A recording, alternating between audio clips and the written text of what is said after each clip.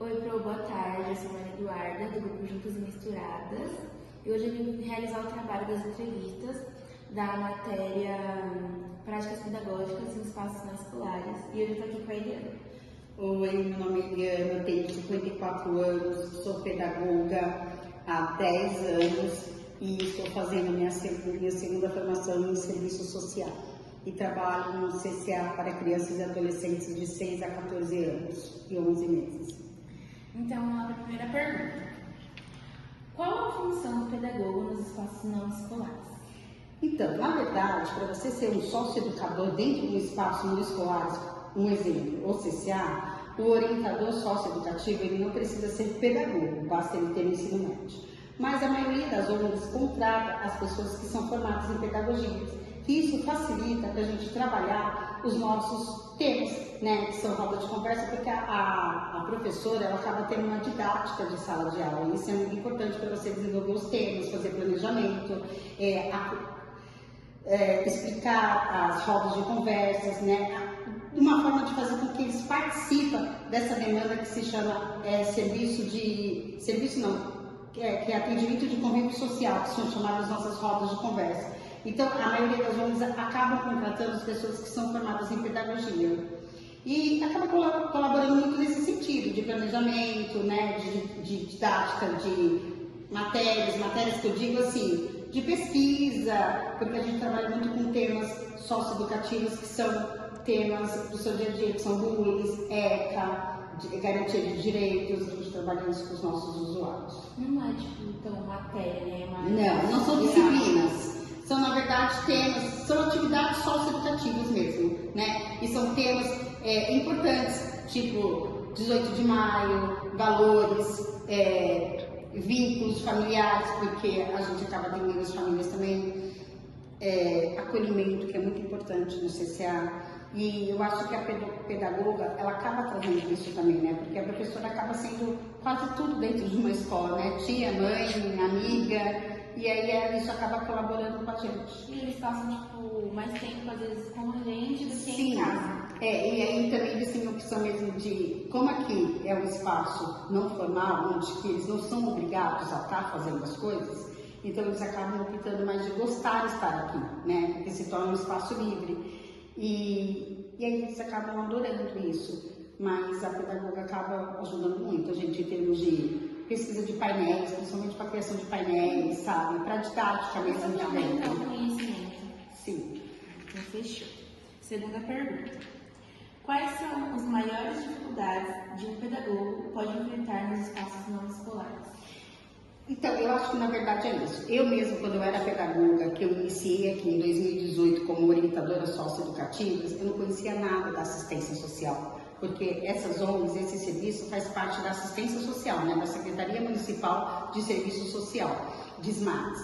E eu não conhecia nada, como era o serviço, como acontecia. Então, para você desvincular essa parte escolar, essa parte de disciplina, essa parte rígida, para uma parte não formal, onde que você tem que aprender garantia de direito, você tem que aprender o que é o SUAS, que é o Sistema Único da Assistência Social, o que precisa para ter o Bolsa Família, o que é o acolhimento familiar, os serviços da rede que acompanha a família para você fazer orientações e também encaminhamentos.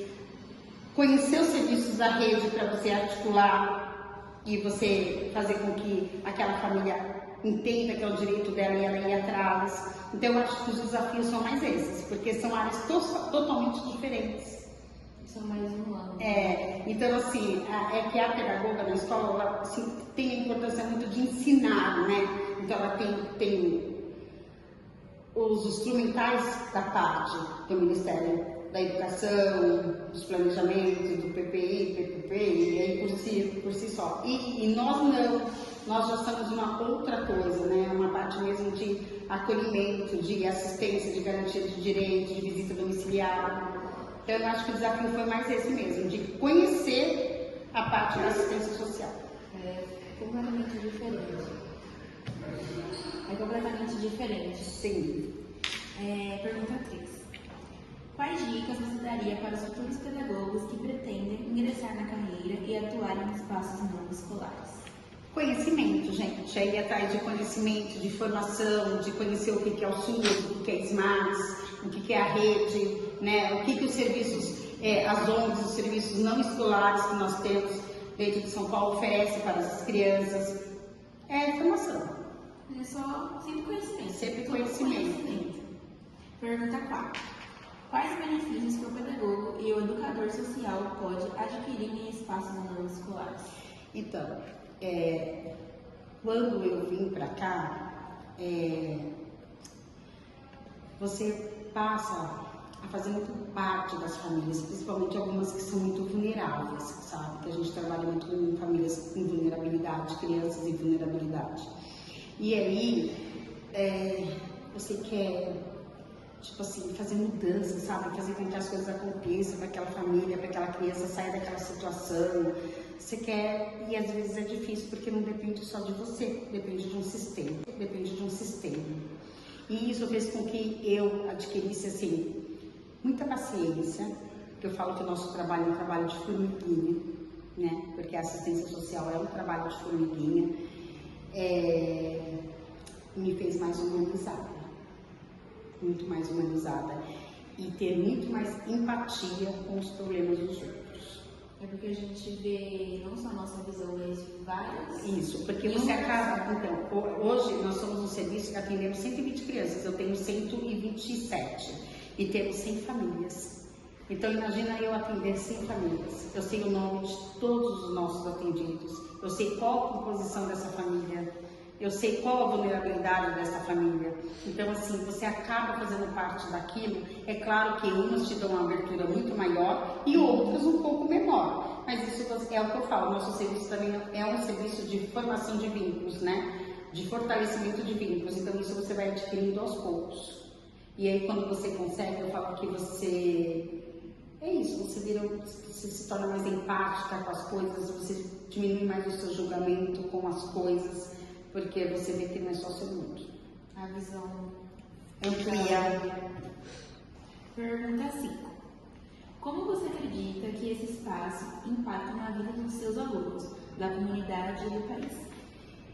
Muito. Eu queria que em cada esquina tivesse um CCA, né? Porque o CCA, além dele dar esse acolhimento no contraturno da escola, você acaba dando esse acolhimento para aquela mãe onde não tem que deixar aquela criança, ela acaba ficando, não fica em vulnerabilidade em casa sozinho, só no celular, ou só com o tio, que pode ser aquele tio que abusa. Então a gente acaba garantindo os direitos daquela criança quando ele fica dentro de um CCA, dentro de um espaço não escolar, né? E a gente acaba tendo conhecimento de olhar e falar assim, poxa, aquela criança está com alguma coisa. E às vezes também a gente consegue articular com a escola para ver se o mesmo comportamento dele na escola e aqui é o mesmo. O porquê que ele está com dificuldade lá e aqui não, o porquê que ele está e lá não. Então, assim, é muito importante também que a escola entenda o nosso espaço, que o nosso espaço é muito importante para aquela família que não tem onde deixar seu filho quando sai da escola.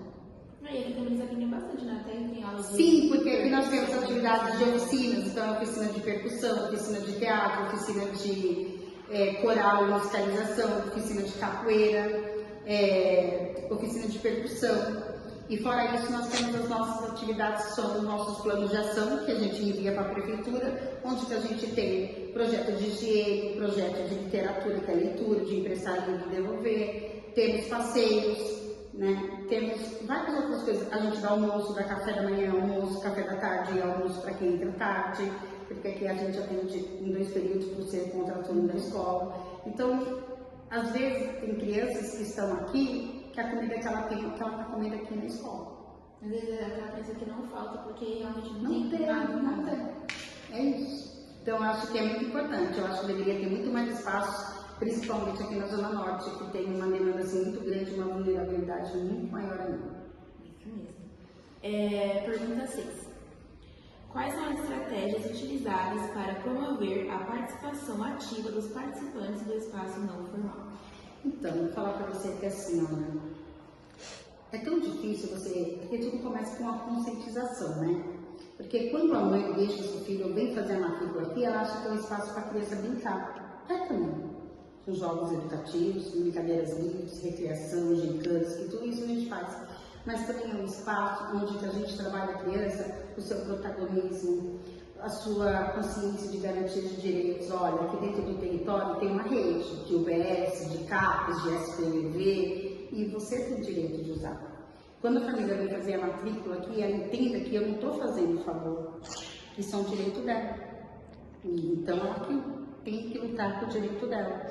Então, assim, e aos poucos a gente vai trabalhando com eles, porque não é fácil, porque eles já vêm do outro espaço da escola cansados.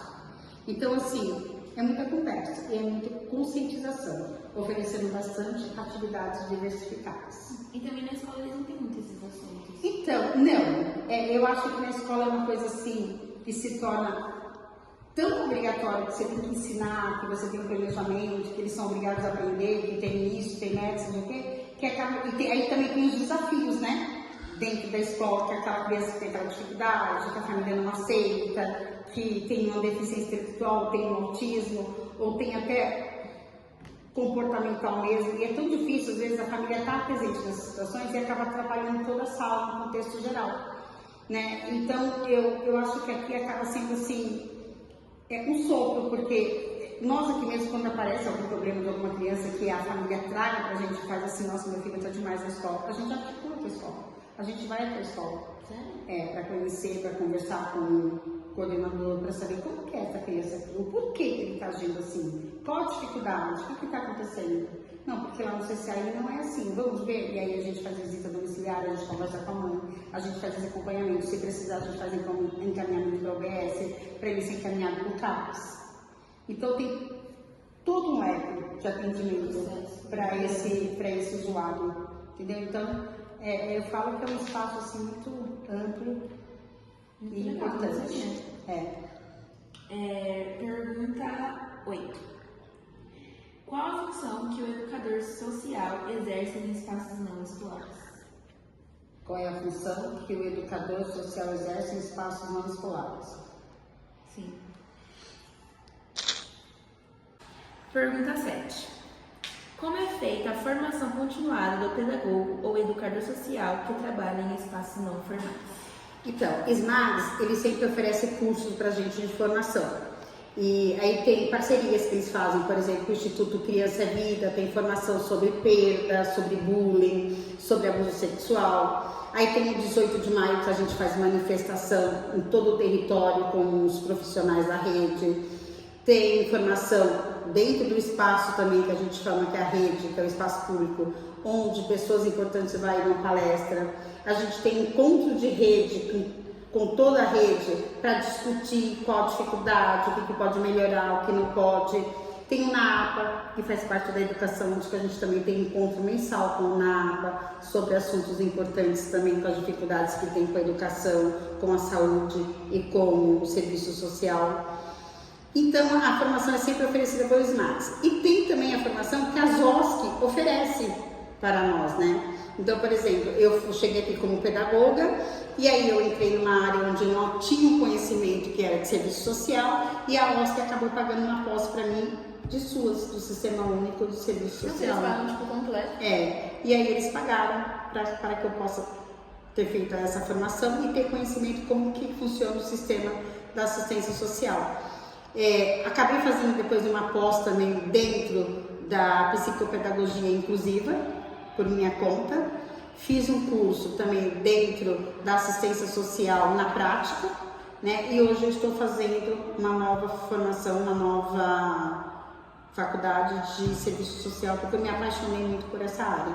Mas ele sempre oferece cursos, tem um convênio com a Espaço, que é um espaço que tem realmente, mas é uma empresa chamada Espaço, onde sempre tem formação para orientadores, para assistentes técnicos, para gerentes. E aí a gente vai indo conforme a nossa demanda e conforme a nossa necessidade também, porque às vezes tem falta de orientador, de alguém, então, e a gente não consegue sair de espaço. Não é toda semana? Não, a formação não é toda semana. Depende muito, por exemplo, se a gente entra no Instituto Criança e Vida, a formação é durante o ano todo mês tem encontro. O NAPA, todo mês tem encontro. Não é toda semana, é uma vez por mês o encontro, né? Então as formações são assim. E aí, por exemplo, dia 13 agora a gente tem uma formação sobre assédio moral e sexual dentro da empresa. O mês passado nós tivemos uma parada técnica com todos os serviços sobre racismo. E assim sucessivamente, conforme vai surgindo a agenda e o interesse, eles vão colocando pra gente. E os temas são bem, tipo, bem importantes. Sim, são temas que fazem parte do nosso cotidiano, do nosso dia a dia. Então, fechou. Pergunta 8. Qual a função que o educador social exerce em espaços não escolares? Então, na verdade, o orientador socioeducativo, ele não é nem chamado por esse nome dentro do espaço não escolar, é chamado de professor mesmo. Porque é tão mais fácil do que você falar orientador, ou se não pelo nome. Então as crianças acabam chamando pro, se não pelo nome, Eliana, ou Domingas, ou Tatiana, depende muito da criança. Ele tem a função mesmo de acolher, de planejar, sabe, de aplicar as atividades, de acompanhar nas oficinas, das rodas de conversa, que é muito importante, porque nessas rodas de conversa que eles trazem a sua vulnerabilidade de casa. Então, quando a gente trabalha um tema de violência doméstica, numa roda de conversa, ali você tem escuta daquela criança que tem violência dentro de casa. Ou quando você faz uma roda de conversa sobre abuso sexual, aquela criança traz que ela é abusada. Então você tem que ter também todo aquele feeling, sabe, do cuidado, do respeito, da escuta, e com todo cuidado passar adiante para a pessoa responsável, para a gente estar tomando as devidas providências. E eu vendo que você tinha comentado que eles também fazem uma roda de conversa com a psicóloga, né? Na verdade, isso é uma oficina. Eles têm uma oficina também de emoções, onde uma psicóloga trabalha com eles a perda, a raiva, o bullying, a amizade. E aí, como que você consegue, o que você tem que fazer para se acalmar, o que você pode fazer para se acalmar, mas aquele seu colega está agindo daquela forma, você tem algo a ver com aquilo? O problema é de quem, não é dele? Então por que você tem que ir lá agredir ele? Se você não sabe acolher, fique quieto, chama um responsável. Ela trabalha muito isso com eles. Eu acho muito legal. Última pergunta. Quais as estratégias utilizadas pelo pedagogo e educador social para o desenvolvimento de projetos em espaços não formais? Então, por exemplo, esse ano a gente teve 2 projetos. Projetos de higiene e o projeto de literatura infantil. Não vou nem colocar infantil, mas foi mais literatura com um outro parceiro chamado Leiturinha do Sertão. Esse projeto Leiturinha do Sertão, ele surgiu na pandemia com uma professora lá na Bahia mesmo, bem no norte da Bahia mesmo, num lugar bem distante, e tem uma professora que ela meio que intermediou essa questão de emprestar livros para as crianças na pandemia, porque elas estavam fora da escola. E ela trouxe isso para São Paulo, apresentou com um outro parceiro nosso, que é o Supermercado Trimais, que fica na Cantareira, e eles abraçaram isso e surgiu a Mercadoteca, que é um carrinho de supermercado cheio de livros. E aí ela começou a abraçar as ONGs e trazer esses carrinhos para doação, fazer contação de história, e nós somos, acho que a primeira ONG que eles trouxeram. E aí surgiu a nossa ideia de fazer um projeto de empréstimo de livro. E aí tem a sacolinha onde a criança escolhe o seu livro na biblioteca que nós temos, ela leva para casa, aí a gente dá um prazo, se ela não conseguir ler nesse prazo a gente renova, e aí ela devolve o livro de novo para estar emprestando, ou às vezes até eles mesmos acabam indicando os livros para os outros usuários. E aí a gente faz fechamento desses projetos sempre com um evento. Por exemplo, no final do ano a gente está com a ideia de dar um livro para a criança, como presente de Natal. Então a gente está atrás de parceiros para que isso aconteça. O projeto de higiene, a gente trabalha também com isso, na prática. Então assim, hoje é como lavar a mão, aí leva a papinha e lava a mão. Como escovar os dentes, aí a gente tem material de como escovar os dentes. A higiene, como é feita? A gente passa vídeos explicativos simples e objetivos para que ele entenda que é importante de fazer a higiene das suas partes íntimas, das axilas e tudo mais. E no final desse projeto, a gente dá um kit de higiene para que eles possam levar para casa e utilizar. Aí, no caso, tipo, eles ganham esse kit no final do ano. Na verdade, eles ganham o kit amanhã, porque o nosso projeto encerrou e amanhã a gente entrega o kit para eles e ele encerra o projeto. Porque quando chega novembro, dezembro, as ONGs, os espaços não escolares, eles acabam utilizando muito tempo para ensaios das nossas apresentações e nossas festas de finais de ano. Então a gente encerra os nossos projetos geralmente em outubro.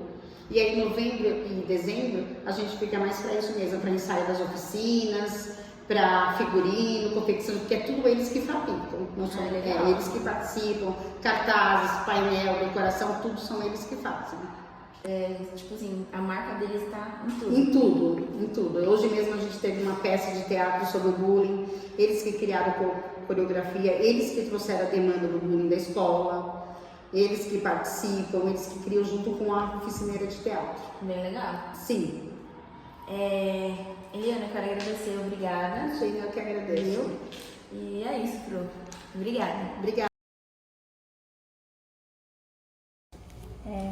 A primeira pergunta é, na sua opinião, qual a função do pedagogo nos espaços não escolares? Nos espaços escolares? Não escolares. Não escolares? Eu, assim, creio que no meu entendimento, né, enquanto assistente social, é bem válido, né, esses espaços, porque tem algumas flagelações, né, tem algumas questões aí que tem referente à educação, tem muita fragilidade, né? Então, assim, eu entendo que seria uma profissão que compõe toda a equipe técnica também. Acho que é bem válido esse pedagogo junto no âmbito escolar, né? E junto com a equipe técnica. Quais as maiores dificuldades que o pedagogo pode enfrentar nos espaços não escolares? Em algumas questões, seria assim, com o indivíduo em si, essa fragilidade do ainda não entendimento e do não saber ler e nem escrever, né? Porque assim, como vem de um contexto, dependendo da área, né? Dependendo da organização, vem de um contexto bem vulnerabilidade, então assim, tem algumas questões que tem que ainda ajustar, né? Então assim, são as fragilidades aí nesse contexto. Quais dicas você daria para os futuros pedagogos que pretendem ingressar na carreira e atuar nos espaços não escolares? Eu entendo que seria parceria, né? Acredito que primeiramente uma parceria junto com a equipe que estiver na organização, né? Entender também do espaço em si, né? Do contexto desses usuários e saber, assim, em primeiro momento, qual que seria a dificuldade, né? De cada um, que como são sujeitos singulares, cada um tem a sua fragilidade. Então, são contextos diferentes, né? Então, a gente tem que ter um olhar, ter uma visão, né, mais ampla desses contextos. E acredito que faz parte também faz parte de contexto, né, diferentes e a pedagogia, acredito que assim, como ainda é bem iniciante, né, em alguns espaços, é preciso também. Quais experiências o pedagogo e educador social pode adquirir nos espaços não escolares? Quais experiências? Eu acredito que as experiências são diversas, né? Tanto como contextos diferentes. E é uma experiência ampla, porque a pedagogia ela vem para ensinar, né? Porém, a educar não, mas assim ensinar e dar continuidade. Como você acredita que esse espaço ele vai impactar na vida dos seus alunos, da comunidade e dos pais? Esse espaço é agregar, né? Acho que é fundamental junto com a escola, que já inicia, né? Já na escola desde bem pequeno e assim a pedagogia nesses espaços eles agregam, né? Nos ensinos, em algumas atividades, acho que é bem cúmplice. Quais são as estratégias utilizadas para promover a participação ativa dos participantes no espaço não formal? Qual estratégia usa para fazer os adolescentes participarem das atividades? Eu acredito que tem que ter, assim, ser uma pessoa, né, que tem vinculação junto com os adolescentes, né, porque assim, A primeiro momento tem que ter uma vinculação. E o adolescente também se sente naquele espaço, né? Que ele também se interesse a saber, se interesse a compreender e saber. Que assim, são contextos bem vulneráveis, né? Então assim, e ter muita paciência, né? Porque não é de um dia para o outro que eles vão adquirir algumas informações que a pedagogia passa e enfim. Como é feita a formação continuada do pedagogo ou educador social que trabalha no espaço não escolar? Como que é feita? A formação continuada do pedagogo ou educador social que trabalha no espaço não escolar. Trabalha aqui, como é feita a formação continuada desse pedagogo? São de capacitações, né? Porém, os cycles iniciais, ele não, pelo que a gente tem em informações, ele não tem ainda uma adesão, né? São cycles iniciais e são cycles de muita saída não autorizada, eles não conseguem dar continuidade, né? Porém, cycle fixo, eu acredito que seria na questão de capacitações, né? Acho que trabalho em equipe, verificar junto com a equipe qual que está sendo as estratégias, né, para trabalhar com esse adolescente ou enfim, ou com outra vulnerabilidade e focar, né, em algumas atividades, algo que seja para o adolescente ou para o usuário. Qual a função que o educador social exerce nesses espaços não escolares?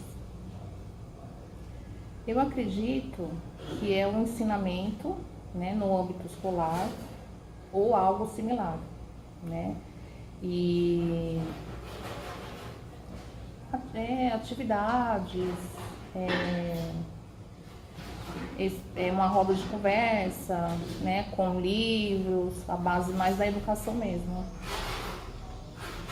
E por último, quais as estratégias utilizadas pelo pedagogo e educador social para o desenvolvimento de projetos nos espaços não escolares? Projetos, né? Eu acredito que um projeto ele entra, ele tem vários critérios, né? Porque desde do começo, qual que é o foco desse projeto, né?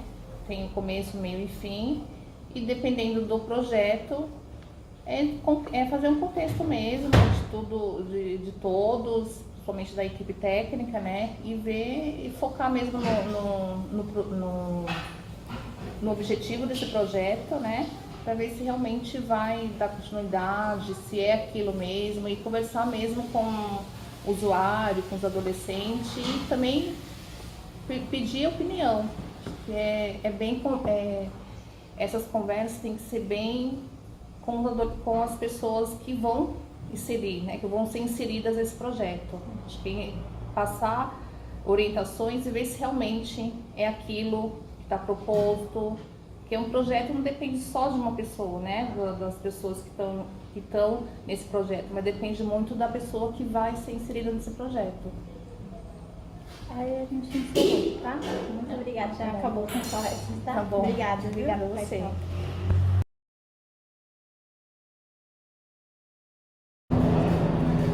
A primeira pergunta é, na sua opinião, qual a função do pedagogo nos espaços não escolares? Eu acho que a função do pedagogo eu acho que seria uma aula de reforço para aqueles que têm muita dificuldade na escola, porque muitos não conseguem aprender na escola porque os professores têm muitos alunos. Para pegar um em questão é muito difícil. Eu acho que fora da escola também é muito bom ter esses pedagogos. Quais as maiores dificuldades que o pedagogo pode enfrentar nos espaços não escolares? A falta de interesse. Hoje em dia muitos não querem mais estudar, não querem mais saber dos assuntos. E eu acho que o que mais impacta é a falta de interesse. Quais dicas você daria para os futuros pedagogos que pretendem ingressar na carreira e atuar nesses espaços não escolares? Que gostem muito dessa profissão, porque tem que ter muita paciência, tem que gostar bastante de crianças, de adolescentes, etc. porque é bem difícil lidar com eles, então acho que muita paciência. Quais experiências o pedagogo e o educador social pode adquirir nesses espaços não escolares? Eu acho que é uma experiência muito boa, porque você vai lidar com vários tipos de pessoas, vários humores, você vai passar por diversas experiências diferentes. Como você acredita que esse espaço vai impactar na vida dos alunos, da comunidade e dos pais? Eu acho que mesmo pela aquela questão de eles terem muita dificuldade, eu acho que isso ajuda muito eles, porque muitos podem ter vergonha de chegar no professor no meio da sala de aula e perguntar questões. Então eu acho que vai ajudar nesse quesito deles conseguir ter mais conversa. Quais as estratégias utilizadas para promover a participação ativa dos participantes no espaço não escolar? Eu acho que você tem que estudar bastante as atividades, elaborar atividades que vai chamar todos, porque é muito difícil alguns se interessar pela mesma atividade do outro. Então você tem que estudar bastante o que cada um gosta para conseguir chamar todos para uma só atividade. Como é feita a formação continuada do pedagogo ou educador social que trabalha no espaço não escolar? Com capacitações, como é feito aqui, o pedagogo pode adquirir mais cursos fora. As experiências com todos os estágios também com. Qual a função que o educador social exerce nos espaços não escolares? Os ensinamentos, tanto como pedagogo na escola, quanto eu acho que a educação também está nisso, que pode ajudar muito os alunos, porque tem muitos alunos que chegam lá brigando, arrogantes, e o professor pedagogo consegue reverter isso, fazer ele virar uma pessoa melhor. Por último, quais as estratégias utilizadas pelo pedagogo e educador social para o desenvolvimento de projetos em espaços não escolares?